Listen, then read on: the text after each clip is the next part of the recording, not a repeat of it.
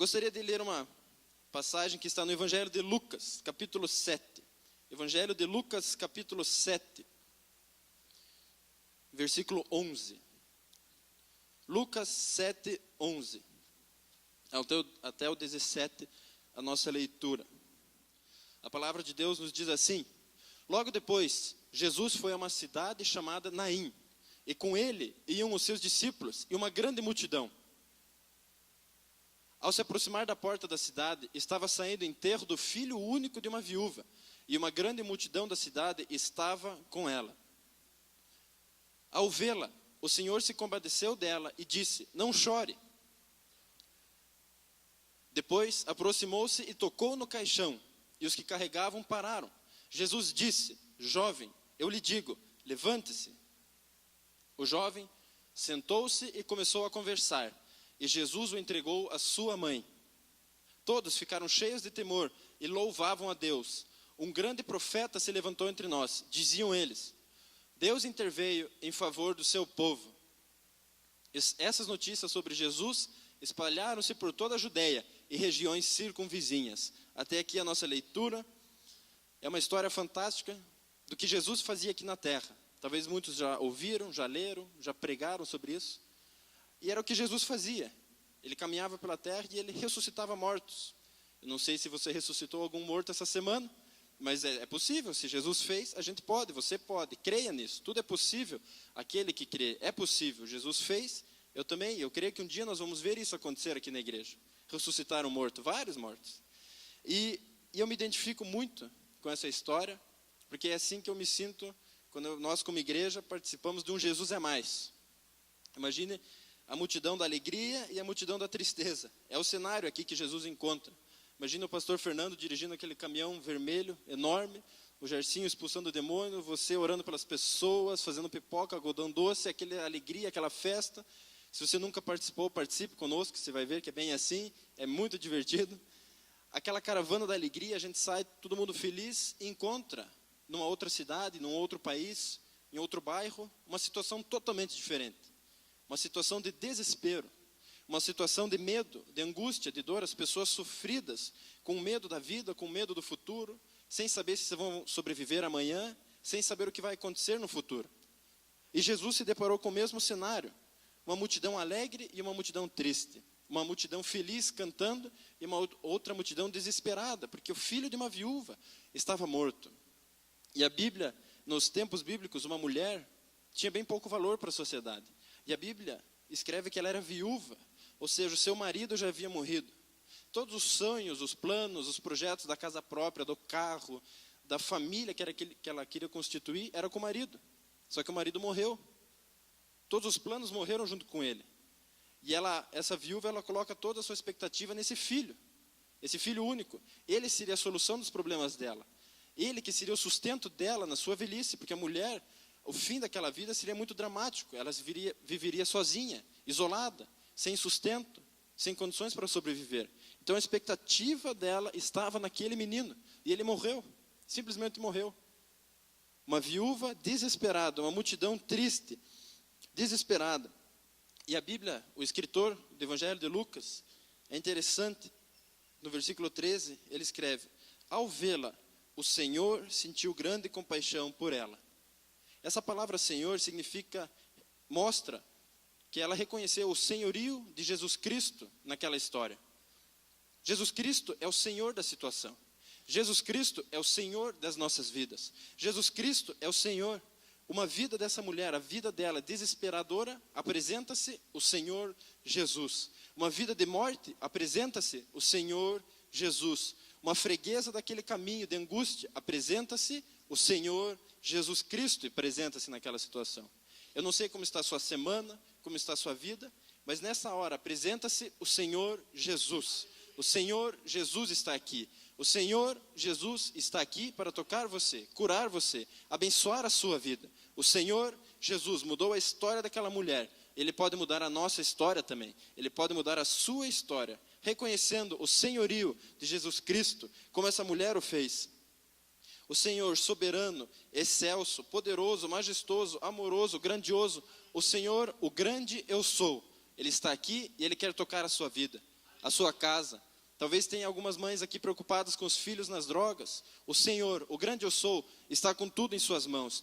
Nada foge ao controle dele. O Senhor tem o controle do seu casamento, da sua empresa, do seu negócio, do seu trabalho. Jesus Cristo tem o controle. Nada foge do controle dele. O Senhor Jesus se apresenta nesse lugar. O Senhor Jesus está nessa igreja. O Senhor Jesus está na sua casa, no seu trabalho, na sua casa, na sua família. E essa caravana de tristeza e uma caravana de alegria. E a palavra Naim, a cidade se chama Naim. A palavra Naim significa formosura. Formosura. Então uma cidade que era conhecida por sua formosura estava em pranto, em desespero, lágrimas. Uma cidade conhecida por sua beleza, formosura, estava em desespero. Mas apresenta-se o Senhor Jesus e muda totalmente aquela história. Provavelmente a cidade toda sabia da história daquela mulher, porque era uma situação dramática. Era um fim desesperador para aquela moça, para aquela senhora. Então toda a cidade conhecia, mas a cidade, de repente, apresenta-se Jesus Cristo. E segundo os historiadores, Jesus, se você subir os versículos, ele coroou um servo do centurião, antes de chegar nessa cidade chamada Naim. E segundo os historiadores, a geografia, Jesus caminhou 38 quilômetros para chegar até essa cidade e transformar a vida de uma mulher. 38 quilômetros a pé, com uma multidão cantando em volta dele, com uma multidão alegrando-se, uma multidão feliz, uma multidão alegre. 38 quilômetros a pé, sem Uber, sem carro, sem táxi, sem nada, sem ônibus. 38 quilômetros a pé, para tocar a vida de uma pessoa. Isso mostra que Jesus Cristo se importa conosco. Ele se importa com você. Não é por acaso que você está aqui nessa noite. Jesus Cristo se importa com cada um de nós. Jesus andou 38 quilômetros para tocar aquela mulher. Ele é capaz de fazer uma conspiração celestial para tocar a sua vida, a minha vida. Deus é possível, Deus faz isso possível. Eu creio nisso. E quantas vezes nós nos negamos a ir até um Riacho Doce, por exemplo, evangelizar? É muito longe, é muito longe. Ou a gente não vai no Jesus é Mais, na BR, porque é muito longe. Jesus Cristo andou 38 quilômetros a pé. E eu e você devemos estar dispostos a abençoar as pessoas, custe o que custar. Abençoe o próximo, abençoe o próximo, abençoe o próximo. É isso que fica, é isso que fica. O contraste dessas multidões, tristeza e alegria, choro e risadas. Você já percebeu como o mundo é grande? O ser humano, ele passa por essas situações a vida toda. Cabe a nós saber como lidar com isso, abençoar o próximo, consolar o próximo. Se você for, por um exemplo, para um hospital, agora, no primeiro andar, uma alegria, festa, porque nasceu o bebê, nasceu o primeiro filho de uma mãe, nasceu o primeiro netinho, nasceu o sobrinho, nasceu, legal, já tem nome, já tem quartinho, nasceu o bebezinho, que todo mundo esperava. Se você subir 3 andares, existe alguém desesperado, porque está morrendo de câncer, ou sofreu um acidente, ou não consegue mais enxergar. No mesmo lugar, o ser humano passa por essas situações, mas o Espírito Santo está conosco. Ele nos dá a direção, o que fazer numa situação dessa. Tristeza e alegria, nós devemos transformar tudo em alegria. Jesus Cristo transformou a história desta mulher.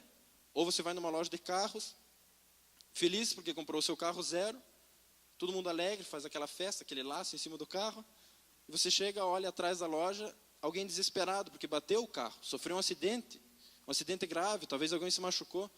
O ser humano passa por isso. E como nós devemos lidar com isso? Qual a diferença dessas duas multidões? E essa história eu quero citar alguns exemplos, até aqui a introdução, algumas características dessa história para a nossa vida. Algumas características dessa história para a nossa vida. E é assim que eu me sinto quando chegamos com Jesus é Mais. Quando chegamos num bairro carente, as pessoas ficam com medo de chegar até nós, mas de repente eles começam a vir, você começa a orar, uma pessoa é curada, uma outra é transformada, outra é liberta do cigarro. Nós fizemos um Jesus na praia uma vez, no dia 31, e uma senhora que vendia churros e coisas na praia, ela estava dando muito ombro, ela não conseguia mais levantar o ombro de tanto esforço, e ela chegou até nós: por favor, vocês podem orar por mim? Oramos por ela, pedimos para ela se movimentar, e ela erguia os braços, pulava e mexia, e foi curada na hora.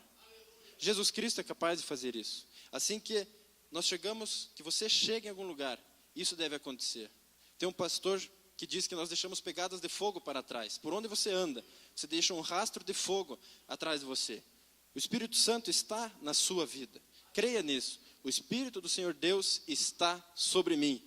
Você foi feito para fazer diferença nessa terra. Não para ser mais um. Não para passar a vida aqui e ir para o céu. Para fazer diferença, abençoar o próximo aqui na terra. E o primeiro ponto é, qual a diferença entre essas duas multidões? Porque existe uma triste e uma alegre, uma desesperada e uma feliz. Abra comigo em 2 Coríntios 4, 18. Qual a diferença? A Bíblia nos diz assim: assim fixamos os olhos, não naquilo que se vê, mas no que não se vê.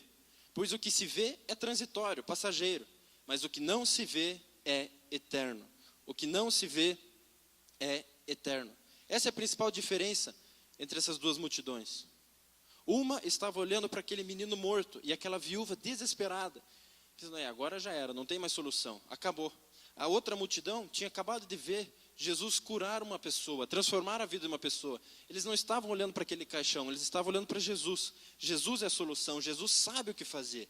Da mesma forma, eu e você devemos fixar os nossos olhos em Jesus Cristo e saber que Ele é capaz de transformar a nossa situação, a nossa vida. Fixar os olhos naquilo que não se vê. Se você ligar o jornal hoje, você entra em desespero. É tanta destruição, roubalheira, político, confusão, e o cenário e toda essa situação, você entra em colapso. Por isso, nós devemos focar aquilo, fixar os nossos olhos em Cristo Jesus, aquilo que não se vê, que é eterno, que dura para sempre. Você já percebeu como as coisas ficam velhas? Talvez você comprou a roupa, guardou, não serve mais, tem que jogar fora. Ou você compra um super sapato, pisa na lama, estraga o couro e já era, não serve mais. As coisas ficam velhas.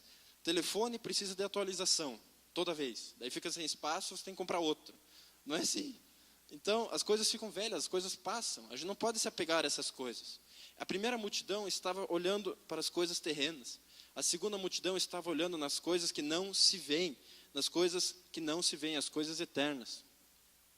Nós fizemos uma viagem missionária, junto com o Bran e com sua equipe, para o Paraguai.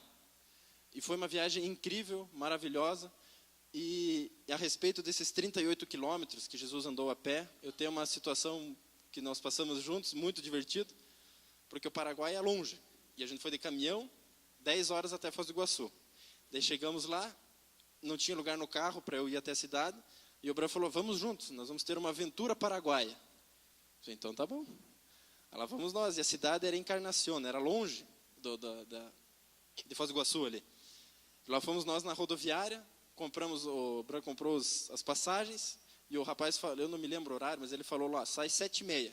Aí o Bran começou a rir e falou, não sai 7h30. Eu disse, bom, eu não conheço o Paraguai, né? E a gente sentou, começou a assistir um jogo de futebol, esperar o ônibus chegar. E daí foi passando o tempo, foi passando nada e nada do ônibus chegar e nada, e foi passando. De repente chegou uma moça, um senhor, alguém gritando na rodoviária, Encarnación, é nós, vamos lá, é Encarnación. Não, mas é aqui fora o ônibus. Como aqui fora? Eu paguei aqui dentro. Não, pega ali fora na rodoviária, ele está fazendo a volta na quadra, você pega ele ali fora. A gente saiu correndo, a gente mais 3 ou 4 pessoas. Entramos no ônibus vazio, demos nossos tickets, sentamos assim, aqueles ônibus bem grandão assim. Daí o Bran sentou do meu lado, eu pensei, puxa, mas o ônibus está vazio, por que vai sentar do meu lado? Ele falou, calma, vai encher. Eu falei, será? Não, calma. Antes de sair da cidade, nós já paramos umas 5, 6 vezes para receber as pessoas, e começou a entrar gente, e a gente suspeita que eles pagavam para o motorista e não pagavam para o dono do ônibus. Então, os únicos pagantes eram 5 pessoas. E o resto foi enchendo, e era longe. Foram 11 horas de viagem. Então, 10 até Foz do Iguaçu, mais 11 até a cidade. Eu me senti tipo Jesus, andando 38 quilômetros. E aquele aperto, sem ar-condicionado, aquela gritaria lá dentro, o pessoal entrava e foi enchendo, o pessoal ficava de dupla no corredor, assim, de tão apertado que estava. E eu lembro que uma hora o ônibus parou, foi descer uma senhora, ela caiu, está bem. Tchuf, fechou a porta e foi embora. Deixou a mulher lá.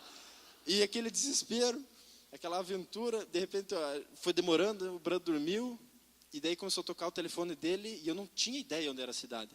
Pensei, pronto, a gente passou a cidade e fiquei perdido no Paraguai, né? E nada, e tocava o celular, e nada, e foi saindo todo mundo, foi saindo, ficou de novo, só os únicos pagantes dentro do ônibus. Descemos na estação final, a gente pegou as malas, e o pessoal não tinha, o pastor que ia nos buscar estava dormindo, ele esqueceu de nos buscar. A gente ficou mais meia hora esperando no banco, do lado de fora da rodoviária, meia-noite, 1h, o pessoal, enfim, você sabe o que acontece 1h numa rodoviária, né? É desesperador. A gente sentado ali, até que veio a nossa carona e tal, e tal, e tal. Mas muitas pessoas foram salvas para Jesus nessa viagem, foi uma bênção. Eu só contei isso para ilustrar os 38 quilômetros. E entrando nesse ponto de fixar os olhos naquilo que não se vê, na primeira noite, nós pregamos lá, e uma senhora, no momento de oração por cura, ela veio, recebeu a oração, e ela veio até mim, e ela era grandona assim, e eu nunca senti aquilo. Ela olhou para mim e falou: você tem que me curar, você tem que orar por mim, eu tenho que sair daqui curado. Eu pensei, puxa vida, mas e agora? Tipo, como se eu fosse apanhada a mulher. Ela me olhou assim, e daí eu, Deus, é o Senhor. Se eu olhasse para o estado dela, a gente não acredita, a gente fica assustado. E eu comecei a orar, fixando os olhos em Cristo Jesus, porque eu sei que Ele ouve as nossas orações, Ele é capaz de fazer o impossível. Eu comecei a orar tudo que eu sabia, o que eu não sabia, impus as mãos e tal, e Deus, agora é contigo. Se eu apanhar aqui, Deus, eu preciso do milagre. Quando eu abri os olhos, aquela mulher estava sorrindo, feliz da vida, movimentando as pernas, ela pôde voltar feliz para casa, caminhando, se alegrando. Amém? Fixar os olhos em Cristo Jesus. Essa era a diferença dessas duas multidões. Em qual multidão a gente se encaixa?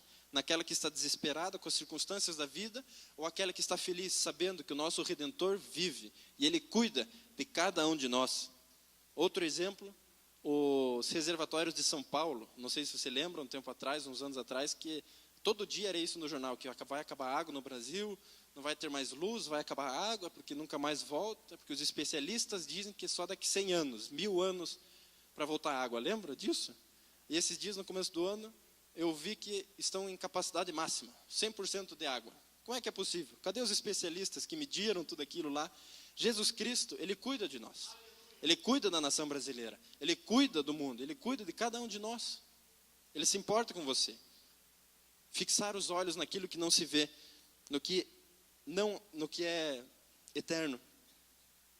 Quantas vezes nos pegamos tristes, pensando nas coisas terrenas, nas contas para pagar, nas provas, no boletim vermelho, né, quando você tirava nota ruim na escola, aquele desespero que você ia apanhar em casa. Pensa o desespero o dia que eu fui para a diretora.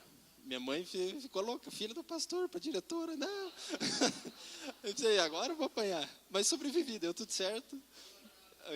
Apanhei bastante, mas estamos aqui. Fixar os olhos naquilo que não se vê, nas coisas eternas. A segunda característica dessa história, que a Bíblia é um livro compacto, e ela gastou um espaço, letrinhas dela ali, para escrever o local que aconteceu isso.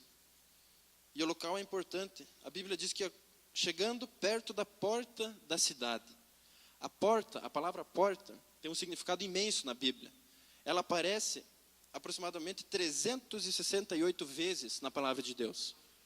Isso pode significar que todo dia do ano você tem uma porta para atravessar, uma porta de alegria, uma porta de felicidade. Deus cuida de você. Deus cuida de cada um de nós. Jesus Cristo perto da porta. Na porta que você é recebido. Se você não quer que alguém entre na sua casa, você fecha a porta. Se você quer que alguém venha jantar na sua casa, você abre a porta e deixa ele entrar. Não é assim? A porta tem um lugar, significa, nos tempos bíblicos, era onde os reis, as pessoas importantes, os sacerdotes, decidiam as leis, faziam as leis, eram elaboradas as coisas, as negociações importantes daquela cidade eram feitas na porta. As leis que regiam aquela cidade, geralmente eram decididas por ali. E a lei que predominava naquela cidade era a morte. Passando pela porta, estava uma moça, uma viúva, e a caravana da morte passando. Jesus Cristo entra em cena e muda. Não, aqui é paz, aqui é alegria. Nessa cidade só tem alegria, vida, transformação. E eu declaro isso sobre a nossa vida também. Que Jesus Cristo possa entrar na porta da nossa vida e curar a nossa vida. Transformar, trazer alegria, paz, salvação. Se existe alguém da sua família que ainda não entrou nos caminhos do Senhor, que ele possa essa semana reconhecer Cristo Jesus como Senhor e Salvador da sua vida. É pela porta. A Bíblia diz, no Evangelho de João, capítulo 10, versículo 9, Jesus Cristo diz: eu sou a porta. Quem entra por mim será salvo. Entrará e sairá, e encontrará pastagem. Jesus Cristo é a porta. Jesus Cristo é a porta. E na porta ele curou esse menino. É na porta que você é barrado ou liberado para entrar em algum lugar. E com relação à porta, vamos ler 2 Coríntios 5:20. 2 Coríntios 5:20. A palavra de Deus nos diz assim: portanto, somos embaixadores de Cristo, como se Deus estivesse fazendo o seu apelo por nosso intermédio. Por amor a Cristo lhe suplicamos, reconciliem-se com Deus. A parte A do versículo, ele nos declara, ele nos anuncia algo que é para mim e para você. Eu e você somos embaixadores de Cristo. Nós somos a porta de acesso a esse reino celestial. Embaixadores de Cristo. O que é uma embaixada? Eu fiz uma pesquisa, segundo o site do governo federal, embaixada é a presença oficial de uma nação. Jesus veio realizar a obra do seu Pai, de outro reino, o reino dos céus. O reino de Deus é justiça, paz e alegria. Eu e você somos embaixadores de Cristo aqui na terra. As pessoas devem olhar para cada um de nós e ver Cristo, pequenos Cristos andando pela terra. Eles devem chegar até nós e pensar: ore por mim, me ajude, eu preciso de ajuda. Ore por mim, eu preciso de alguma coisa que aconteça na minha vida. Embaixadores de Cristo. Nós não somos regidos pelas leis desse mundo. São as leis do Senhor Jesus que regem o nosso reino. Embaixadores de Cristo aqui na terra, para fazer diferença. É como se fosse uma mão amiga para o estrangeiro. Se você já tirou o visto, você sabe o que é uma embaixada. Para ir para os Estados Unidos, você vai numa embaixada americana e as leis que regem aquele lugar são americanas. Se você estiver viajando e acontecer alguma coisa, você vai numa embaixada brasileira, você vai ser bem recebido. Você vai ser ajudado ali. É assim que funciona uma embaixada. As pessoas devem olhar para cada um de nós como embaixadores de Cristo. Pessoas que fazem diferença. Ei, ora por mim. Ei, eu preciso de ajuda. Pense com você mesmo. Se já aconteceu isso. Será que as pessoas olham para mim como porto seguro? Como um lugar seguro? Um porto seguro onde eles podem conversar comigo?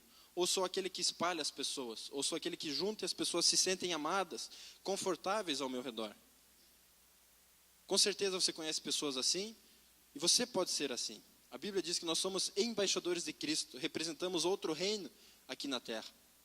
Por isso, essas situações momentâneas da nossa vida não nos abalam, porque nós somos reis e sacerdotes, embaixadores de Cristo, focados, fixando os olhos em Cristo Jesus, que faz o impossível acontecer. Deus nos chamou para fazer a obra dele? Não, Jesus Cristo já fez por completo a obra. Ele nos chamou para fazer a sua vontade. Jesus veio fazer a vontade de Deus. Por isso a importância de discernirmos qual a vontade de Deus para a minha vida. Qual a vontade de Deus para a sua vida. Ser um empresário, ser um médico, ser um pastor, ser um evangelista. Qual é a vontade de Deus para a minha vida? Qual a vontade de Deus para você ser mais eficaz no que você está fazendo? Qual a vontade de Deus para a minha vida? Nós devemos ser vistos como porto seguro para as pessoas, onde elas podem ter certeza que serão consoladas e protegidas. Eles devem olhar para você: peraí, o Andreas tem algo, o Gercinho tem algo, o Fernando tem algo. Você tem algo que pode abençoar o próximo. Por isso eu convido vocês sempre no Riacho Doce ou no Jesus é Mais. Talvez você esteja pensando: não, mas minha vida é muito pior que a deles. Não é. Venha junto, participe conosco. Venha junto, participe. E você vai ver essa experiência, ter essa experiência de ser um embaixador de Cristo aqui na terra. Lá no Paraguai, nessa viagem, nós tivemos uma experiência também, numa noite de cruzada, onde as pessoas vêm e pedem oração, e o pastor Gerson e os voluntários começaram a orar por um casal de surdo. Um casal de surdo veio, crendo que Jesus Cristo podia curar. Eles começaram a orar, e o homem foi curado. A esposa ainda não tinha sido curada. E daí aquela situação: e agora, Deus? Você curou um e o outro não? Como é que vamos fazer isso aqui? Tem que... Daí começa a orar. E Jesus Cristo curou a mulher também. Os dois foram ouvindo, felizes para casa. Nós devemos ser reconhecidos, conhecidos como embaixadores de Cristo, pessoas que fazem a diferença na nação. Há um tempo atrás, na faculdade, eu passei por uma experiência assim também.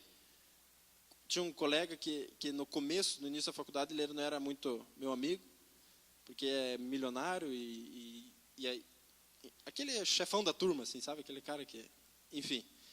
E eu sou Jesus, ovelhinha de Jesus, toco na banda da igreja, toco, né, aquela coisa toda, e festa, e bagunça, e de repente eu recebo uma ligação à noite. Alô? Eu não sabia de quem. Alô? Viu, aqui é o fulano de tal. Minha avó está doente, e eu ouvi falar que você é bom em orar ou rezar, eu não sei o que vocês fazem. Falei, o Espírito Santo, a gente consegue. Tá, e como é que funciona? Falei, a gente pode visitar a sua avó. Onde que ela está? Não, ela é de outra cidade, ela não está aqui. Bom, então eu posso ir na sua casa. Não, tem gente aqui. Pode ser na faculdade? Pode. Tá, mas pode ser antes da aula, para ninguém ver a gente junto, assim? Falei, pode. A aula começava às 7h30. 6h30 da manhã, eu lembro que eu cheguei com o carro, assim, parei. Só tinha o carro dele também, 6h30 da manhã na faculdade. Eu sei que eu parei atrás do carro dele, ele, em 1 segundo ele estava dentro do meu carro. Vlup, entrou assim, daí, como é que funciona isso aí? Daí eu sei que eu pude conversar com ele, expliquei tudo, li alguns versículos, orei pela avó dele. E depois daquele dia, nós tornamos grandes amigos. Eu sei que foi passando o tempo, nós continuamos conversando, a amizade foi crescendo. Fui lá na casa dele, levei-o lá em casa, aceitou Jesus como Senhor e Salvador. No noivado dele, ele me ligou: Andreas, você que estudou a Bíblia, você que entende da Bíblia, você não tem um versículo bonito assim? Eu vou noivar e eu queria colocar na mesa dos convidados um versículo. E você sabe, eu não sei. Falei, tá bom, mandei um versículo para ele. Na festa do noivado dele tinha os versículos da palavra de Deus. Conheci a família, toda a família aceitou Jesus. Enfim, eu e você devemos ser vistos como porto seguro para as pessoas. Eu preciso chegar até ele, eu preciso chegar até aquela pessoa, aquela mulher, porque ela vai saber o que me falar. Esteja atento essa semana se isso acontecer. O terceiro ponto, o sobrenatural acontece naquele lugar. Jesus Cristo, no versículo 14, chegando-se, colocou a mão no caixão e parando os que levavam, disse: jovem, a ti te digo, levanta-te. O rapaz assentou-se e começou a falar. O milagre acontece, o sobrenatural de Deus acontece nesse lugar. O cenário muda totalmente. O sobrenatural de Deus quer acontecer na sua vida também. O milagre quer acontecer na sua vida também. Jesus Cristo nos coloca sentado, em pé, diante das situações. Todas as situações. A área financeira, a área do relacionamento do casamento, do emprego. Jesus Cristo nos coloca de pé. Nos coloca a falar. Falar o quê? Os testemunhos. O que Deus fez na sua vida. Os testemunhos maravilhosos que nós já ouvimos aqui. De pessoas que conseguiram comprar a casa própria. Pessoas que foram curadas, libertas de vícios. Você já ouviu inúmeros testemunhos desses. E esses testemunhos servem para enriquecer a igreja, transformar as pessoas à nossa volta. Jesus nos coloca de pé e começa a falar. João, capítulo 10, versículo 10. Evangelho de João 10, 10. A parte B do versículo. Esse é Jesus dizendo: e eu vim para que tenham vida e a tenham plenamente, e a tenham em abundância. Jesus Cristo veio para nos trazer vida e vida em abundância, uma vida alegre, uma vida de paz, uma vida de vitórias. Ele nos coloca de pé, sentado. Jesus nos acorda para a vida, para o ministério. Em 2 Coríntios 5,18, a palavra de Deus nos mostra o ministério de reconciliação que todos nós temos. O ministério de reconciliação. A reconciliação do Criador com a sua criatura. A reconciliação do ser humano com o Pai Celestial. E nessa história, Jesus Cristo nos mostra claramente, exercendo esse ministério, reconciliando a mãe com o filho, e o retorno daquela mãe à sociedade, porque ela iria ficar excluída. Eu e você temos esse chamado, de reconciliar as pessoas com Cristo Jesus, anunciar as boas novas, mostrar: ei, o caminho é por aqui, Jesus Cristo tem mais para você, mais do que essa vida de drogas, mais do que essa vida de álcool, mais do que essa vida triste que você está levando. Jesus Cristo quer transformar a sua vida. E por fim, versículo 13. ao vê-la, o Senhor sentiu grande compaixão por ela. Essa mulher teve o privilégio de olhar nos olhos do único homem na face da terra que nunca pecou, nunca cometeu engano, nunca olhou com malícia para ninguém. Essa mulher teve o privilégio de olhar nos olhos de alguém que é poderoso para fazer o impossível acontecer. Os mesmos olhos que Pedro olhou quando ele negou Jesus 3 vezes, um olhar de amor. Os mesmos olhos que aquela mulher, antes de ser apedrejada, temendo morrer, pôde olhar e contemplar os olhos de Jesus Cristo. Os mesmos olhos que os bandidos da cruz olharam antes de Jesus Cristo ser crucificado. Os mesmos olhos de amor que os soldados romanos viram, contemplaram ao baterem Jesus, ao crucificar Jesus. O mesmo olhar que Pilatos e Herodes olharam antes de condenar Jesus Cristo, Ele está aqui também para abençoar a nossa vida. Ele cuida de cada um de nós, Ele protege cada um de nós. Esse olhar de amor, esse olhar de compaixão, de alegria, creia nisso. Por isso você está aqui, não é por acaso que você está nesse lugar, nessa noite. Os olhos do Senhor Jesus, eles estão conosco, nos acompanhando. E por fim, no versículo 17, e correu dele esta fama por toda a Judeia e por toda a região ao redor. A fama de Jesus crescia. A fama de Jesus crescia. Agora imagine a cena. Não sei se você já participou de um funeral, mas um funeral envolve mais do que somente um morto. Tem os familiares, tem as pessoas que estão segurando o caixão, tem a funerária, tem o coveiro, tem as pessoas que vendem flores. Existe um grupo de pessoas em volta de um funeral. Só que imagine essa situação. Jesus Cristo chega com essa multidão, ressuscita aquele menino. Alguém teve que avisar o pessoal, não vai ter funeral mais. Foram correndo lá, chegaram no coveiro, cara, cancela o funeral, não vai precisar mais. Como assim, cara? A cova está pronta. Não precisa mais. Não, mas eu já cavei aqui, as flores estão aqui, as pessoas estão esperando. Não precisa mais. Mas o pai dele já está aqui, só falta o filho, vamos enterrar e vamos embora.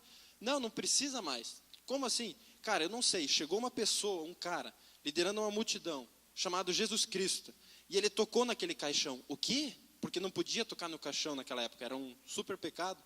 Ele tocou no caixão. Mas não pode. Pois é, aquele cara tocou. Mas ele pegou e falou para a mulher, não chore. Não, quem que disse para uma viúva dizer para não chorar no funeral do filho? Pois é, ele falou, não chore. Ele tocou no caixão, falou, não chore, conversou com o menino e o menino ressuscitou. Como assim? Ressuscitou, cancela o funeral. Imagine a loucura que foi na cidade. Todo mundo saiu correndo e foi conhecer Jesus. E eu creio que isso é para mim e para você hoje. As pessoas olham para nós, cara, você não era aquele que estava envolvido com isso, com aquilo, você não era metido em confusão, você não tinha problemas financeiros, teu casamento já era. Pois é, apareceu uma pessoa na minha vida. Quem? Jesus Cristo. Mas e aquela situação toda? Jesus Cristo apareceu na minha vida. Mas e isso. Jesus Cristo apareceu na minha vida. Mas de onde você é? Eu sou lá da aba. Aquela igreja abençoada, que existem pessoas felizes, bonitas, alegres. Sim, é isso que Jesus tem para as nossas vidas. Amém? Vamos aplaudir a Jesus.